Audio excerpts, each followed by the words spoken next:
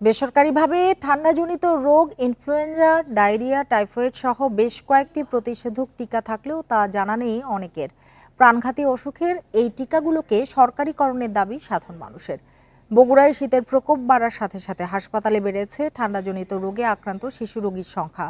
শিশু জন্মের পর ইপিআই কর্মসূচির মাধ্যমে সরকারিভাবে হাতে গোনা কয়েকটি রোগের প্রতিষেধক টিকা দেয়া হলেও ইনফ্লুয়েঞ্জা, ডায়রিয়া, টাইফয়েড সহ বেশ কয়েকটি রোগের প্রতিষেধক বেসরকারিভাবে নিজ দায়িত্বেই নিতে হয়। তবে এ বিষয়ে জানেন না অনেক অভিভাবক। আবার এসব টিকার দাম বেশি হওয়ায় নিতে পারছেন না নিম্ন ও মধ্যবিত্তরা। অন্য সব টিকার মতো সরকারিভাবে এসব টিকাও বিনামূল্যে প্রদানের দাবি তাদের। কখনো বেসরকারিভাবে টিকা দেওয়া হয়নি, আর আমি জানিও না যে কি টিকা দেওয়া হয়। সরকারিভাবে যেগুলো ছিল আর কি 15 মাস পর্যন্ত দেওয়া হয়েছে। এটা যেই টিকাগুলো মনে করেন সরকারিভাবে দেওয়া হচ্ছে না, ওই টিকাগুলো আমাদের সরকারিভাবে দেওয়ার ব্যবস্থা করা উচিত। রোটাভাইজার টিকা এটা কিন্তু আজীবনের টিকা না, বা টাইফয়েডের টিকা এটাও কিন্তু আজীবনের টিকা না, প্রতি 2 বছর বা 1 বছর অন্তর অন্তর নিতে হয়।